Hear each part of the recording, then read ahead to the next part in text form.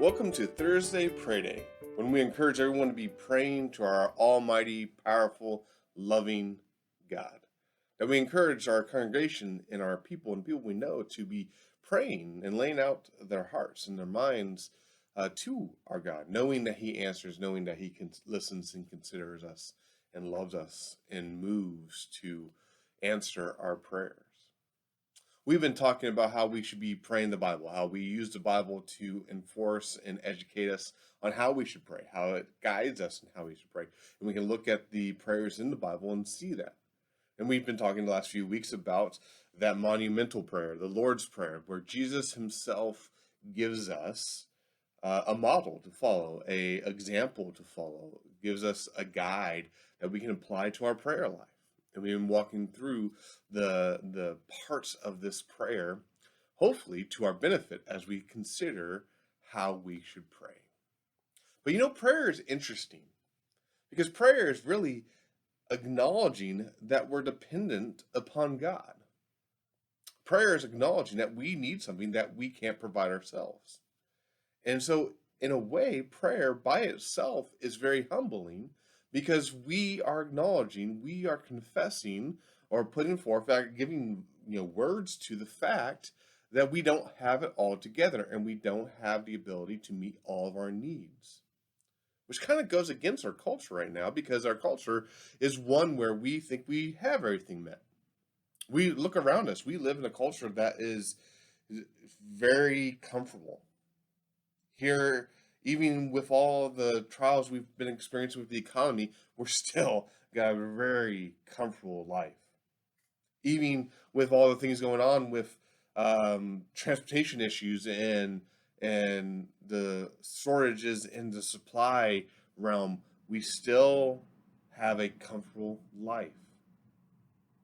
That we still can walk into a grocery store and we might not find all the particulars we want and maybe the brand we want, but we can find what we need.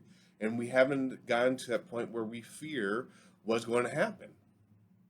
And so we live this comfortable life. And if we live this comfortable life, it can be hard to realize and come to the conclusion that we're dependent upon God.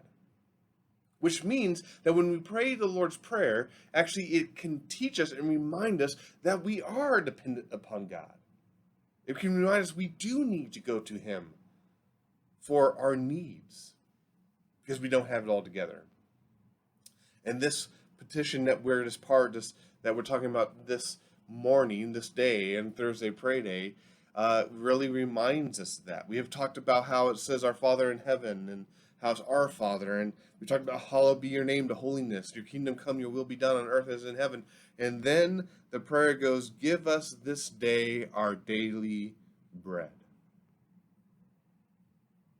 Give us this day our daily bread.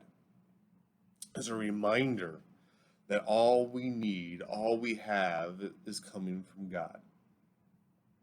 It seems redundant. Give us this day our daily bread.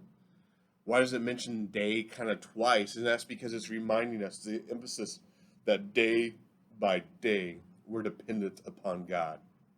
And it's actually just almost this, you could almost turn it into a Thanksgiving prayer, that we know we have what we need day by day until we're called home because God gives it to us.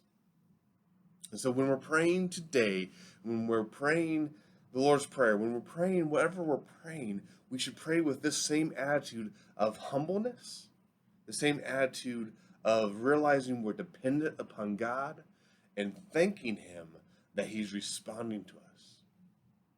That we can pray this prayer knowing that day by day He gives us what we need. That we can pray, give us this day our daily bread, and know that He is giving us what we need each and every day. Because He loves us. He's working in us. He's making us to be conformed to the image of His Son. He's bringing us to the end He wants us to have, and so we can trust that He's working day by day, and we pray for that we're provided for by God day by day. Give us this day our daily bread.